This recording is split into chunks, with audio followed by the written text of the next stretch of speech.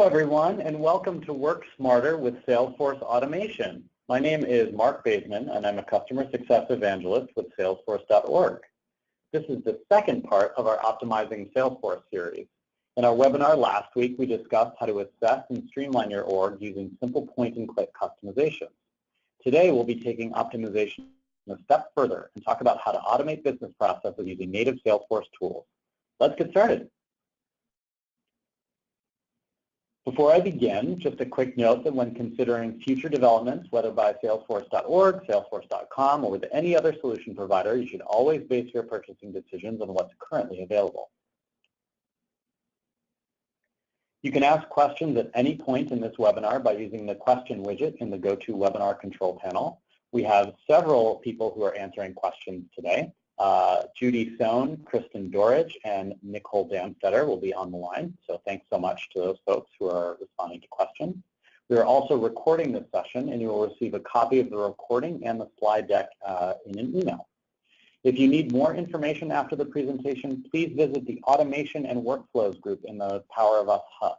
The Power of Us Hub, of course, is a great place to ask questions and get responses from our online community. We've also posted a link about this session in that chatter group, so please comment on or like the post if you want to receive additional updates.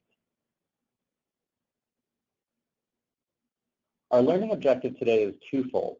We want to learn some strategies and tools for mapping out business processes, and we want to learn how to automate these processes in Salesforce using the native automation tools. The automation tools we'll cover include workflow rules, approvals, process builder, and visual workflow. We'll mostly be spending time on the last two, process builder and visual workflow. Please note that everything you see in today's presentation will be in the Lightning interface. Salesforce has introduced a new user interface, a new look and feel for our products called the Lightning Experience. Lightning is a completely new and modern interface for Salesforce on the desktop. So just know that if it looks different from your Salesforce instance, that's because you're looking at the Lightning user interface. We'll be demoing everything in Lightning. If you are interested in migrating to Lightning, we have done a number of webinars on this topic, so you can find out more about that in the Power of Us Hub and, of course, on our website as well, salesforce.org/events. So before you dive in and start automating, you might need, and you should need, to first map out your company's business processes and decide what to actually automate. Business process mapping may sound boring and like corporate speak, but we promise it's actually pretty cool. So what is business process mapping? Think of it like a choose-your-own-adventure novel, but you're dealing with real events, like, say, a webinar that maybe doesn't go perfectly, as a for instance. So pick a key process that happens in your organization, such as accepting donations or client intake, and write out those steps needed to complete that process and the possible outcomes of each step. So we've mapped out the process of baking cookies here. Now, obviously, this is an example, but there are many decisions and actions that you need to take along the way. Process mapping helps you to standardize processes, identify gaps, and drive improvement. So let's look at a better example here, a more real example of a process map. So again, similar to the previous slide, the map branches out at key decision points. However, this map uses the standardized shapes and colors to indicate the decision points, actions, and outputs.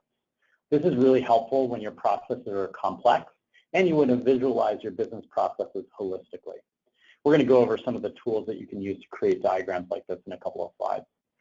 So just some things to notice on this diagram. The decision points here are marked with the diamond shape, so that's indicating a choice, with multiple outcomes. In this case, we have a yes and a no from that donation received. Then, if yes, opportunities created in Salesforce, then an email acknowledgement sent, and so on. So this is what one of the business process maps looks like. On the next slide, this process map is similar to the one before, but with added swim lanes. And you can see if this was a pool, right? Those lanes look like swim lanes as if you were looking in a pool. Swim lanes indicate a person or team responsible for a segment of that process. They are especially useful for processes that involve multiple departments or people, like a student registration process shown here. So if you create your process map on top of these defined swim lanes, it can help you think through your processes and your people by documenting who does what at which point of the process, who does what when. So again, thinking about mapping out your processes using this type of a swim lane flowchart, swim lane business process mapping diagram, can really help clarify things and also find where there are gaps in your process. So again, we mentioned that process maps help to standardize processes, identify gaps, and drive improvements. But process maps are helpful for lots of reasons. They can help speed up onboarding new employees, give insight into the functions of your business, establish a common terminology, and spark conversations for improvement and enhancement. They can also help pinpoint areas where automation can take over for manual processes, which is what we'll discuss today. So once you've mapped out your current business process, then create a process map of the future. What do you want your process to look like ideally? Create a map that has fewer redundancies and some automation included. While you're mapping out your desired future state, think about cost benefit, right? How long or how much will it cost to implement it and how much benefit will you get from that? Implementation period, how long will it take to implement? Which processes are going to be automated? What tools are needed to automate those processes? And what's your transition plan from getting from point A to point B? And as always, get buy-in from staff who perform these processes on a daily basis. So now that we know where we're going, we can prioritize our efforts and get building. Here are just some of the tools that are available that you can use to create your own process maps. Some of these are free and others have a cost associated with them. Some of them are also based on the web and some of them are downloadable pieces of software. Again, you can experiment with the tool that works best for you.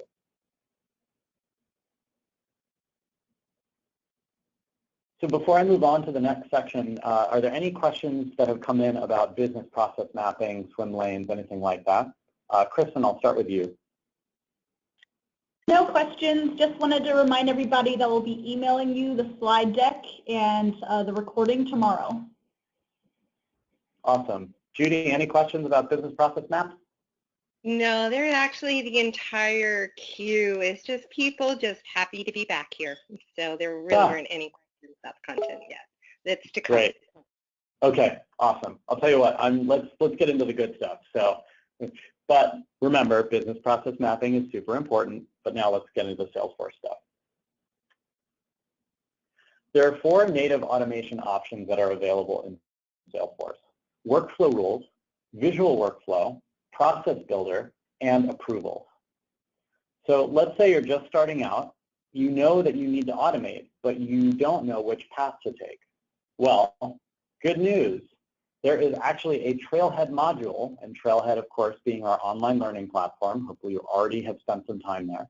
But there's a Trailhead module specifically called Figure Out Which Tool to Use. That's part of the process automation batch. There's a lot of great information here, and I encourage everyone to check it out.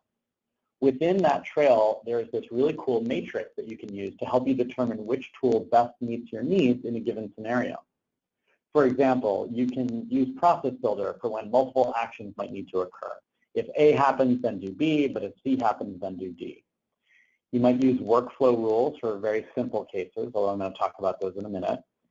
You can use visual flow if you want to guide an end user through a process where they can make decisions along the way. It can also be used to auto-launch scenarios when more complex logic is needed to assess the situation and make updates.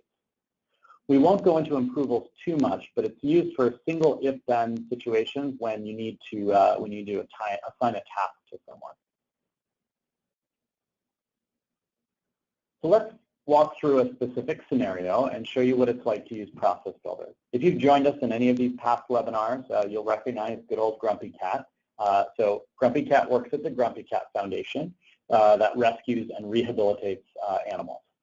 So Grumpy Cat wants to help the animal intake team identify whether the animal breed has been selected when the animal arrives at the facility. And Grumpy Cat, of course, is the system administrator at the Grumpy Cat Foundation. So here's a look at the workflow rule detail, which shows you how to set up this logic. So if an animal's breed has been selected, and that is in fact, if a breed is a pick list, So if an animal's breed has been selected, then the workflow can update the identification field to true, which is a checkbox. Again, I'm not going to spend a ton of time here on workflow rules. We're going to spend most of our time in Process Builder, which allows you to do basically almost everything that you can do with workflow rules. Workflow rules are the least robust of these tools, so really you can probably do what you need to do with a process rather than a workflow rule. But workflow rules can set tasks, send email alerts, update fields, and send simple outbound messages. They fire immediately once the record is saved, or they can also be time delayed. So there are a lot of limitations with workflow rules, which is why we really recommend using Process Builder. If you have any complexity at all to your scenario, if multiple outcomes are possible, or if multiple objects are involved, don't use workflow rules. Also, on Salesforce's Trailhead Trail, migrating workflows to Process Builder, they write explicitly that Process Builder is the future and Salesforce is no longer enhancing workflow. So although Salesforce still supports the use of workflow rules and will continue to do so, all new functionality for automation will come through Process Builder. So if you want to check out the shiny new stuff, you're going to want to migrate your automation from workflow rules to Process Builder. And the Trailhead link here can help you do that.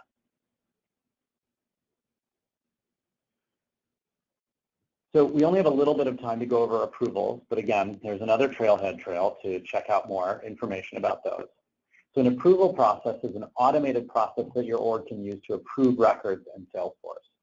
Through the approval process, you can specify the steps necessary for a record to be approved and who should approve it at each step, and then the actions to take based on steps in the approval process. For example, if you're using approval processes to manage your paid time off, your PTO requests, a step might be to update fields on an employee record, or if the request is rejected, maybe send a notification to the employee that sent the original request, that submitted the PTO request. Approvals can send email alerts, update a field on a record, create a task, and send an outbound message. The reason to use approvals is if you need to freeze a record and not let anyone do anything until that record is approved. So basically the record becomes read-only except to everyone except for the designated approver. So it can be great if they fit into your business flow, but they're also pretty restrictive. I did work with one organization a number of years ago that actually wanted an approval process on creating every single new contact in Salesforce. That was very restrictive and led to, I think, not very many people creating contacts, but it was one way in which they chose to use approvals. So now let's get into Process Builder, because that's kind of the new hotness, the new shiny stuff here. So Process Builder benefits include controlling the order of execution of different the events, the results. You can also update related records using the Update Records process action. For example, you can update the contact whenever the account gets updated. Process Builder lets you update multiple related records within a particular hierarchy. You can post a chatter, you can use a quick action, you can call Apex, and lots more. Some real-world examples here on the right. So let's go through a quick scenario to show you how you can use Process Builder. Excuse me. So Grumpy Cat wants her Salesforce org to automatically alert foster parents when new dogs or cats who do not need treatment are ready to be adopted. She also wants to let the special small dog foster group know when there's a small dog ready to be adopted. So for dogs and cats that need treatment, she wants to create a special treatment plan for them, email the on-call vet, and alert potential foster parents. So this can't be completed with a workflow rule because it's so complex. So let's see how this is done using Process Builder. But first, let's map it out using a process map. So again, we have a process, we have a cross-functional swim lane business process map here, flow chart. So if you take a look, right, we've got that new animal intake. The decision point here is it a dog or a cat? Well, if it's not a dog or cat, then we need to manually review it. But I think that should say yes. If it is a dog or a cat, then do we check to see if the animal is a Chihuahua? If it is not a Chihuahua, then we check to see if the animal needs treatment. If it does not need treatment, then we will update the status, the animal status, to ready to be fostered. If it does need treatment, then we need to update the status to in treatment and create a treatment plan. However, if this dog is a Chihuahua, we need to post to the chatter small dog foster parents. So lots and lots of good stuff here. So, and you can see we've got all of the actions that we're taking here in kind of process box. So this can really help clarify things for, okay, I understand exactly what step needs to be taken and which, area or team is going to be dealing with each thing. So hopefully you were able to decipher this business process map. So the first thing we need to do with Process Builder is we're going to go through the steps in the slides here and then review them again in a live demo here. So give me a minute. So the first thing we need to do is find the Process Builder. So if you're in Setup, then you just type Process, and you'll find the Process Builder pretty quickly. Similar to creating a workflow, the first step in Process Builder is to select the object on which the process will run.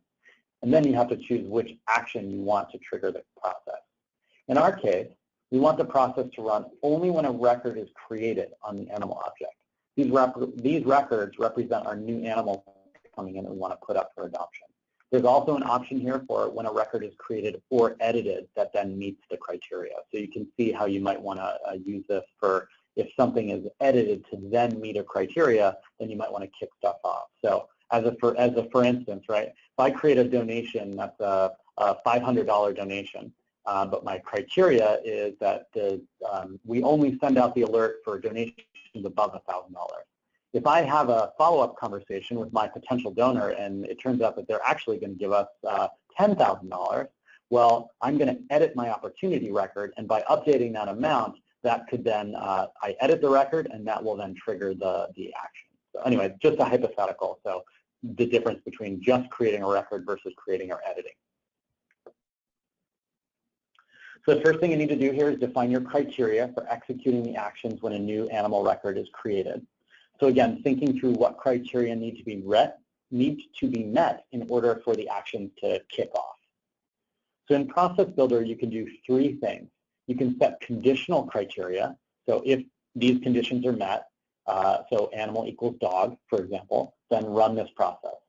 You can set a formula field. So this is similar to setting conditions declaratively, but using the advanced formula field, which we talked about in previous webinars.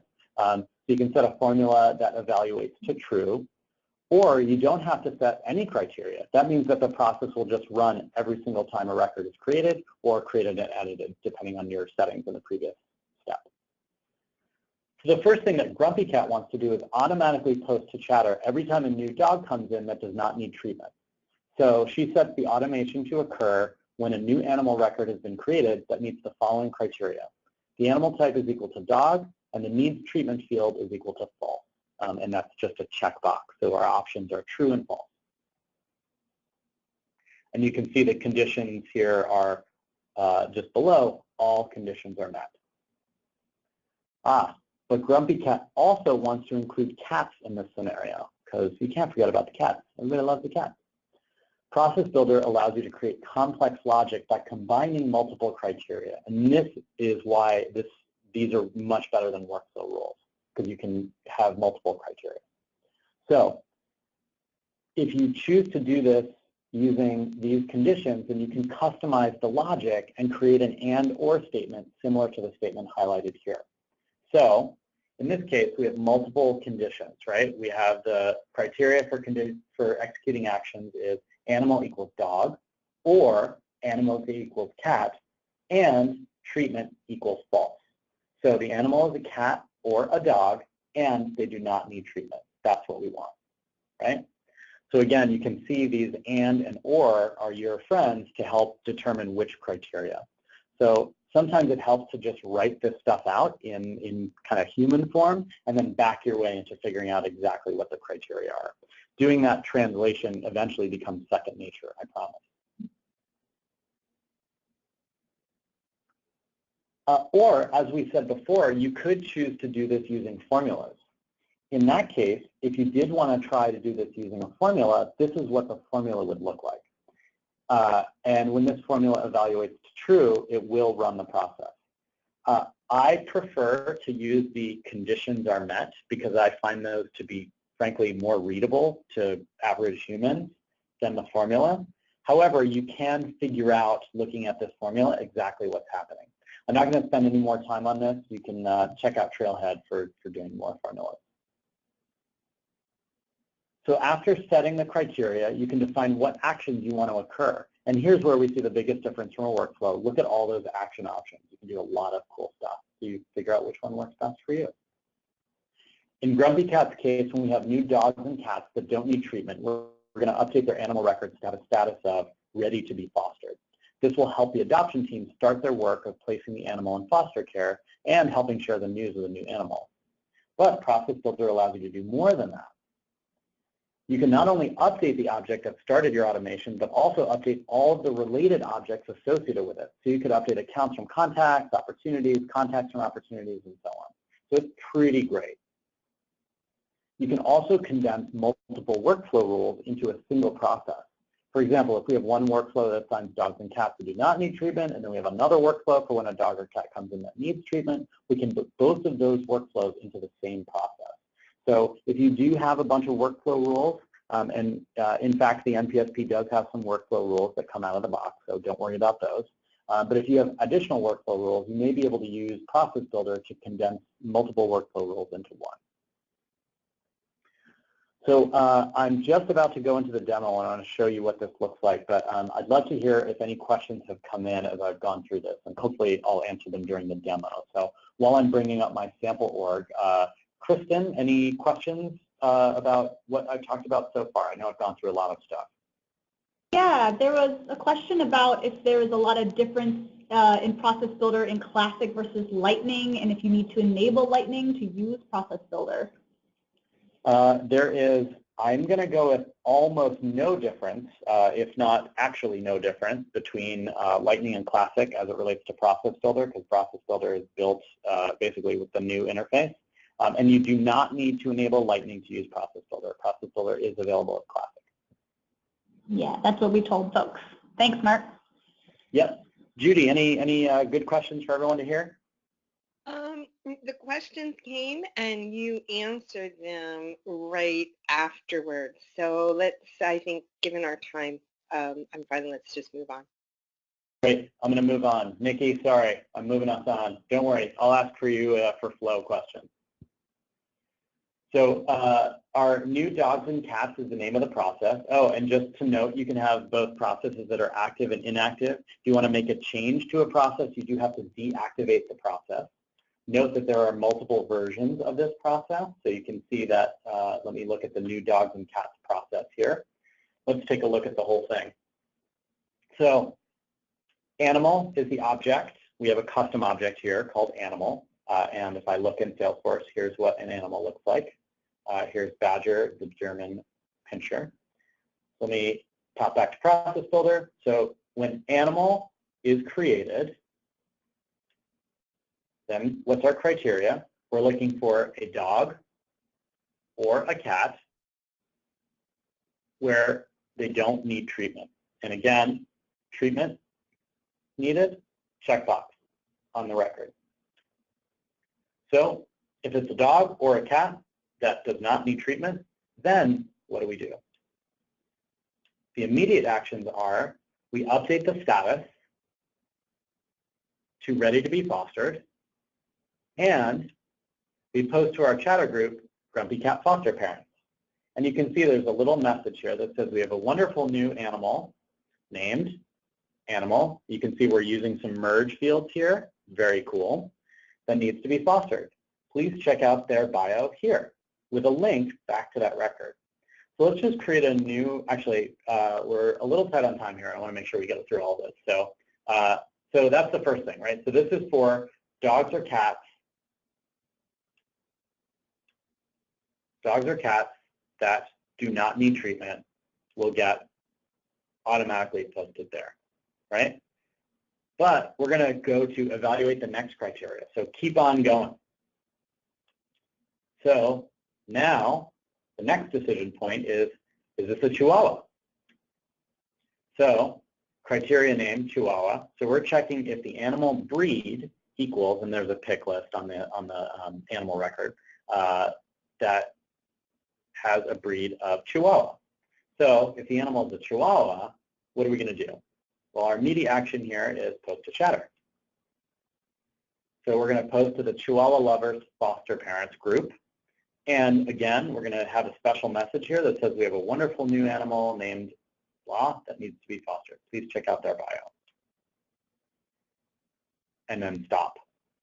Otherwise, maybe the animal needs treatment, right? So this is animal equals cat or animal equals dog, and the animal needs treatment.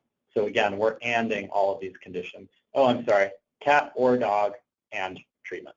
Treatment equals true. So this is an animal that needs treatment. So here is where the true power of Process Builder comes into play. We can create a related record. In this case, we have a treatment record, treatment plan, and we have an animal. So it's going to auto-populate the associated animal and the treatment start date. So let me test our new process, and then of course at the end, stop. Let me go back to setup here. Actually, I'll leave this up because we're not changing it. Let me create a new animal. So first I'm going to create a new household animal that does not need treatment. Fluffy. Fluffy is a cat. I found Fluffy today. No treatment needed, right? So let me save this for Fluffy. And let's just take a look. Status, ready to be fostered, and treatment adopted. That's cool. I'm just going to leave all this. We got Fluffy, who we found today. Awesome. So what was supposed to happen? We got a cat that does not need treatment. So dog or cat that does not need treatment. So I'm expecting two things to happen. Ready to be fostered. So the status should change on Fluffy to ready to be fostered. And we should post to a chatter group, the Grumpy Cat Foster Parents. Hey, we got a new Fluffy. Fluffy just came in. Let's check. Hey, look at that. Our status updated. Awesome. That did exactly what it was that we wanted it to do. Let me pop into chatter. We have a wonderful new cat named Fluffy that needs to be fostered. Please check out their bio here. Awesome. So our process did exactly what we wanted it to do, right? Super, super cool. All right. I hope that made sense. I went through that pretty speedily. But Nikki, I'm going to start with you. Any questions about Process Builder? We have quite a few coming in here. Yeah, I bet.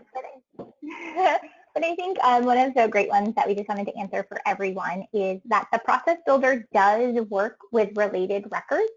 So this does work with lookup relationships, where you can go one level down as well as 5 levels up.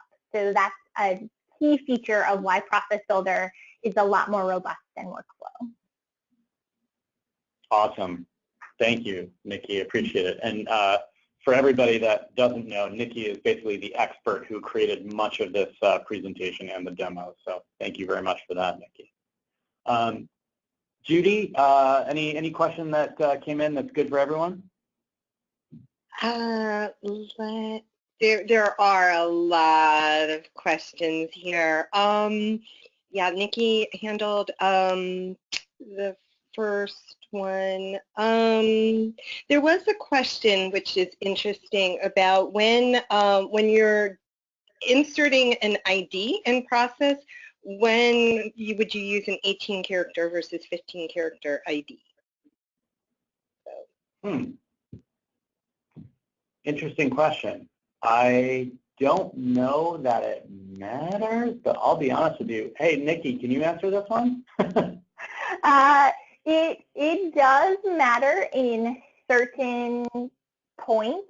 I always tend to use the 18-digit just to be super cautious, and you can always grab that if you guys know how to use Workbench.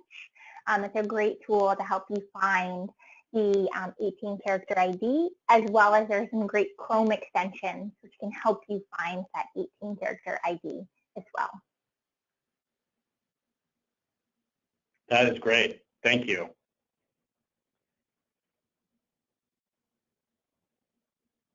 Kristen, Time for one question. Yeah, just one quick thing I wanted to point out. Someone asked if there is a limit to how many process builders you can create. And we just wanted to let you know you can have a total of 500 active processes and flows. So just wanted you guys to know that. Fantastic. Thank you. 500. That's pretty good. You can also have a total of 200 criteria nodes. So each one of these decision points you could have 200 of. That seems like a lot, but anyway. Okay. I guess I should demo the needs treatment scenario. So let me just create a quick new animal that needs treatment. And then I'm going to take us on to the next part of our webinar. So we have Fluffy. Now, gosh, what's an animal name? I'm going to go with my actual cat. Monty. That's a good cat name, right? All right. Monty. Monty, we also found Monty today. Now, Monty needs some treatment. Monty has diabetes, so we've got to cat diabetes because he's like 17 pounds. So, all right, Monty, we created you. Treatment needed. So again, going back to the process builder, since needs treatment is true, we are going to actually automatically create that treatment record. And notice that we didn't announce Monty because Monty needs treatment. We need some need a vet to analyze it. So let's check. Monty treatment needed. The status was updated to in treatment. And if I go to the related options, there's the treatment plan that was just created for Monty. So again, there's that related record that was created just by that process. So it's pretty cool. So the animal's Monty. Here's our treatment plan. And again, we pulled in the animal's name, the animal type, and the start date. We don't know the medication yet because the vet needs to take a look. And nope, no vet notification yet. Okay, so let's jump back into the webinar. So now let's talk about visual workflow.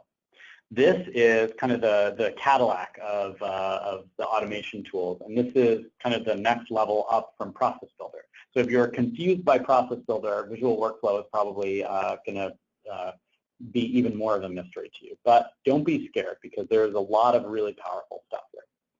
So visual workflow encompasses the process of designing, managing, and running what are called flows. A flow is an automated process that guides users through a series of screens designed to execute logic and create and update records. So with Process Builder, you saw there's not really any user interface per se, right? The end user is not choosing when to execute that process. That's all done by the administrator. You can't really ask for questions or anything like that. The flow allows you to do all of those things. Flow is for more complex situations. It's when you want to automate across multiple objects, you want to store variables, and so on. So some examples might be that foster parent A has to return all their animals. We could use a flow to go through and assign each of those animals to other foster parents automatically. You might want to create records and retrieve record IDs. So Grumpy Cat can create a series of screens for users to quickly input data about new animals. We're going to demo a version of that essentially. So basically a way to input data all at once. You can also auto-launch a flow from Process Builder, which is kind of cool. So again, when a new record is created with a certain criteria, then you can run a flow. The example on this slide is an example of a flow with screens where we want to capture information from end users. So we're going to go over this in more detail during the demo. And if I haven't said it already, Trailhead is your best friend for learning all of this stuff. So by all means, check out Trailhead.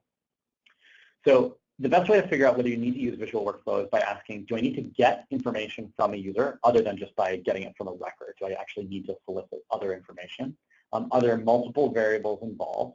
Do I need to create multiple records in succession? Or do I need to loop through multiple records to find the one that I want to update? If you've documented your steps using a process map like we did earlier, you should know the answers to all those questions and then what you need to build. So I'll walk you through the steps of setting up a visual workflow, and then we'll demo a flow so you can get a better idea of what it's about. So here's the scenario. Grumpy Cat Grants team would like to more easily create a grant with a grant deliverable on it, and they hate going to two different screens to do it, creating the opportunity, then going to the related, and then they want to do it on the same page. So Here is our desired future state process map. The organization account is making a grant, so they want to create that new grant opportunity and new grant deliverable, and they want to do it all in one screen. Pretty simple, right? So let's see how this looks in Visual Workflow. So to find Visual Workflow, you're just going to go to Setup and search for Flows. Once you open Visual Workflow, this tool provides a palette of things you can create, such as quick actions, email alerts, and logic. So you can see there's all sorts of stuff there. Think of this like visual code. You're not programming, but actually you're just dragging blocks of code onto the screen. So in this case, Grumpy Cat is going to choose Screen because she wants to create a new screen that allows her users to enter information about grants and grant deliverables all in one place. Visual Workflow also provides resources that allow you to create data using formulas. This is where you can create screen elements and constants to use throughout the flow. Grumpy Cat will be utilizing variables, which captures the data being input and then creates new fields with that information. Grumpy Cat will also be using the pick list choice to have consistency in displaying values from fields and to let users select the appropriate grant stage. So this is actually what this flow looks like, and I'm going to dig into it in the demo. So after you make your selections, you can check out, this is what it looks like. This is taken straight from Visual Workflow, but it kind of feels like a process map, right? That's the idea. So with Visual Workflow Designer, you can map out different branches, decision points, actions, and user input screens. So we're going to go into more detail in the demo in a minute. So now that you've created the flow and tested it, of course, how do you expose it to your users? Well, in Lightning, one of the great ways to do this is going to the Lightning record page by the Object Manager, and you can actually see your flows on the left side of the screen. You just drag and drop it where you want it to appear on the Lightning record page. I'll show you this in the demo. So, oops. Alrighty. So I'm going to jump into flows here. Hey, there's my vet notification. I was, no, it is not a spoofed message. Thanks, Google. Anyway, I just wanted to show you that we also had an alert for the vet. This is on the last animal that we did. Anyhow, I knew it was coming. Okay, so let me get out of Process Builder and let's go into flows. And I know we're going super, super fast, so I just want to, so we've got our flow already built here. So Trailhead, go to Trailhead. So let me open our grant entry flow here. Give it a minute.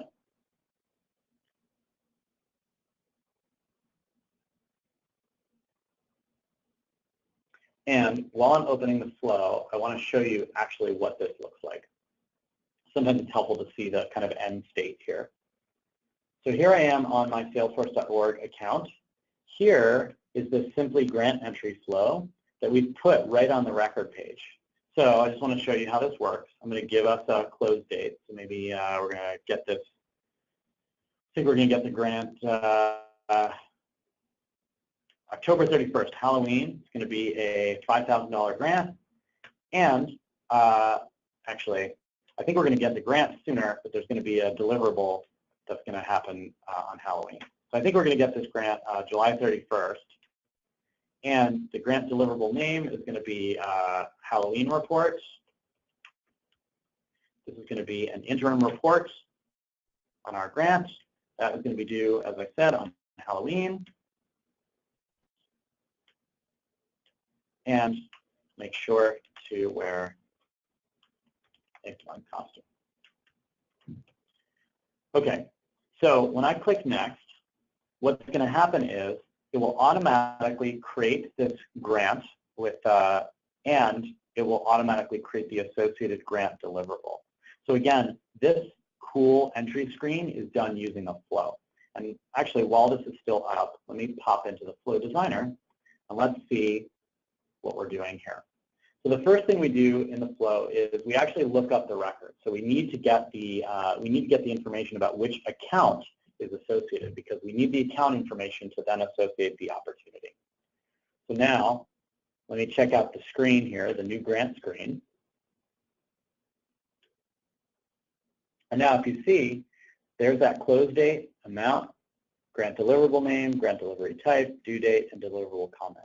So this screen maps exactly to this screen, this little kind of mini input screen. And you can see with each one of these fields, here's the kind of settings that are available, grant deliverable name, grant delivery type. And you can see this maps to, in this case, the deliverable type. So these choices and so on are actually coming from the object itself. So I'm going to cancel out of the screen here for a second. So you can see the actions that are taken here in the flow is we create that new grant and we create that new deliverable. So let me take a look at the create new grant record. And you can see we're using, so we're going to create a new opportunity, right, because opportunities are grants. And we're going to create it from the account. In this case, this is a variable that it looks up the account ID based on the record that I'm on. So on the salesforce.org account, it needs the ID, which is the code here at the end. So I've got my account ID. I pass in that amount. I pass in the close date. The name is the opportunity grant name here. Record type, I know it's a grant, so I'm going to automatically select a grant record type. And then for the stage, I automatically put the grant into the prospecting stage. I could have, in fact, made these user selectable, but I didn't. And then finally, it assigns the record ID to a variable to reference it later in the flow. So this variable is now called new op. So the first thing that our flow does is going to create that new grant as an opportunity.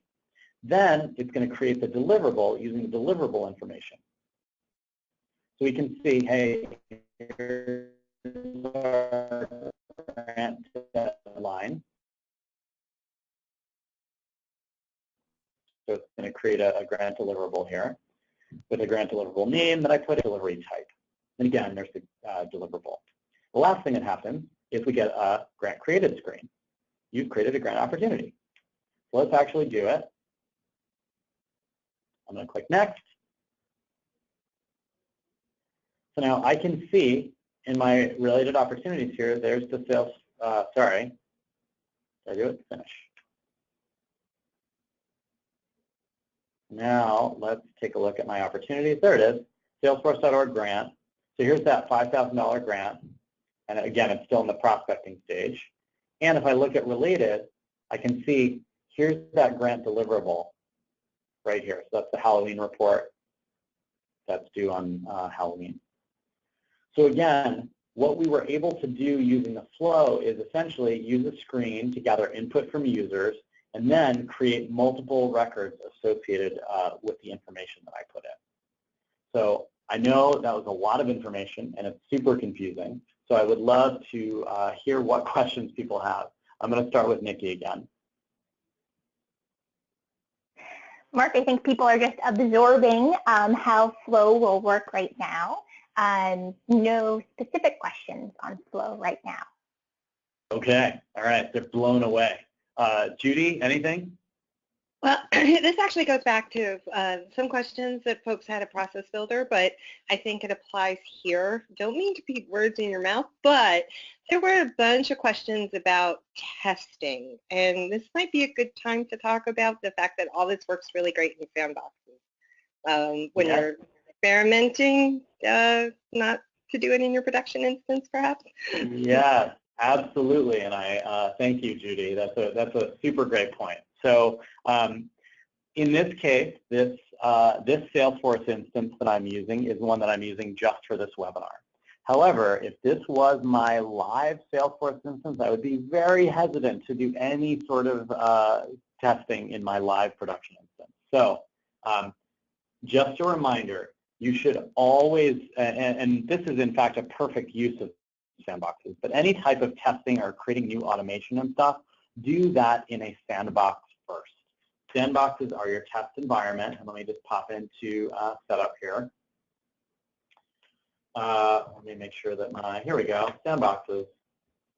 So you have 30 freaking sandboxes available. The developer sandbox comes with no data, It's basically all of your metadata. And actually, I like using developer sandboxes for doing things like designing flows and process automation, because it makes sure that as you're the only one who's quote unquote creating any data, you and whatever processes you create if you're creating records that are related. But I prefer to use the developer sandboxes, Developer Pro and Partial Copy. But I would just say I'm a huge fan of the developer sandboxes for doing this type of stuff. So you should create a new sandbox for any of this type of automation creation and testing. Don't do it in your production instance. Just with great power comes great responsibility, and this is actually a perfect use for sandboxes. If you are not, if you don't know about sandboxes, then there's just Google, Salesforce, and sandboxes, but and of course ask in the Power of Us Hub. But sandboxes are your place to kind of your testing environment. Thanks for that point, Judy. All right, I see that we only have a couple minutes. I'll just say, Kristen, any questions come in that people are blown away by Process Builder and Flow? Yeah, I think so. Just a couple quick questions about whether Flow works in Classic. And so yep. Judy and Nikki were saying that, yes, it does, except for embedding it on a page. You can do it with a Visualforce page or assigning it to a button, though, in Classic. Yes.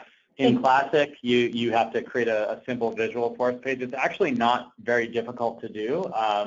And you can also create, of course, you can also create a custom button to launch a flow as well in Classic. But why wouldn't you do it in Lightning? Because like it's so cool when you can do it in Lightning. I know, there's a million reasons. Anyway, you get the idea. All right, I'm going to keep going. So let's talk about taking automation to the next level. You can auto-launch flows, you can call invocable processes, and you can control the flow endpoint with Visualforce. All of this stuff is beyond the scope of today's webinar, but I just want you to know there is so much stuff that you can do and control with this stuff. So take a look at these links when you get the presentation emailed to you. And this is just the beginning.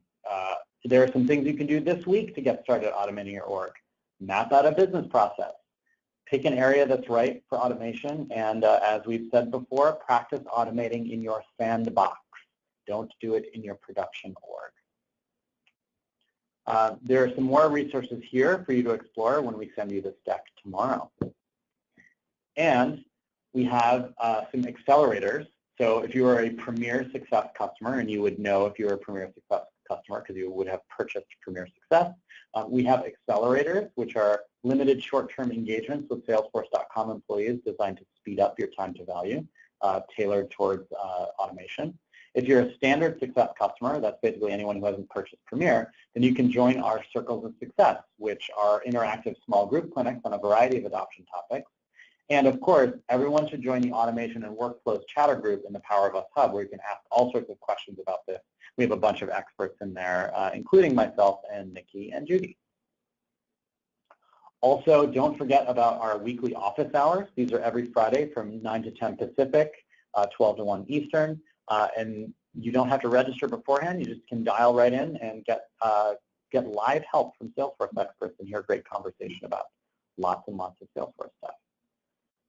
So that brings me to the end of today's formal presentation, but I know that we have, I'm sure that we have lots and lots more questions about, certainly about Process Builder and Flow. So I want to make sure that we can get to those, since we do have about 5 more minutes left. So I'll come back to you, Nikki. Any stuff come in that you think is worthy of everyone?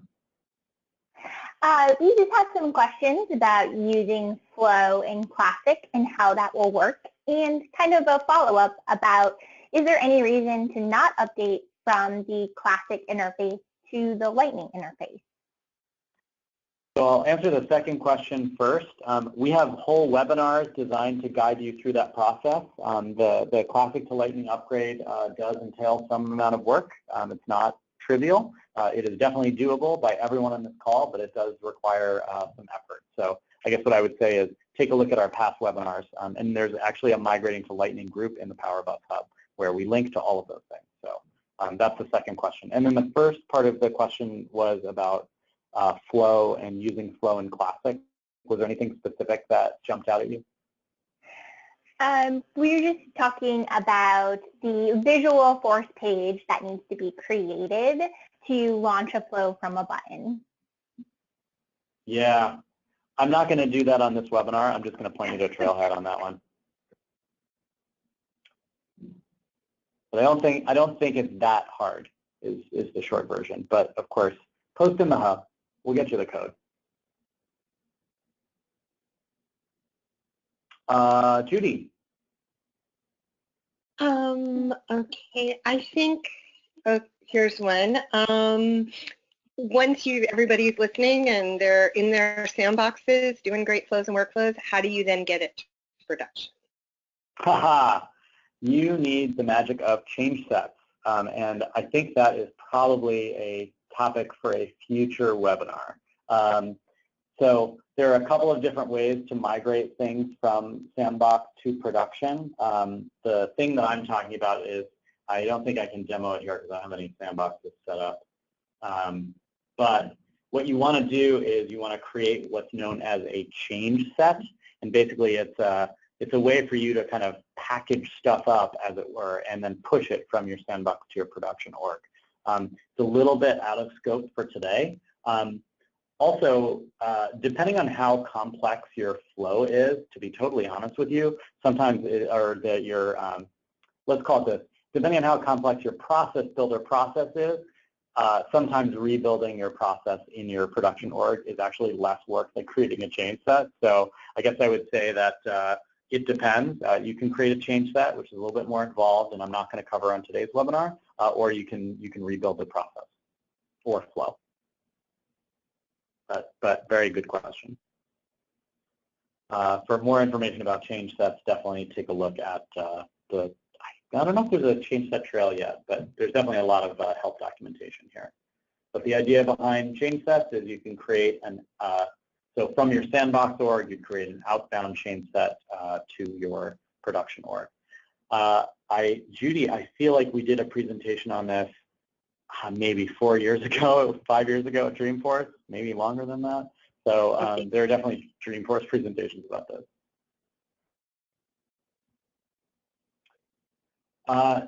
Nikki, Kristen, one last question. People are just giving great feedback and want more about flows. So thank you guys for letting us know about that. We'll try to do some more in the future. Yeah, you bet. So thanks everybody so much for joining. We really, really appreciate your time.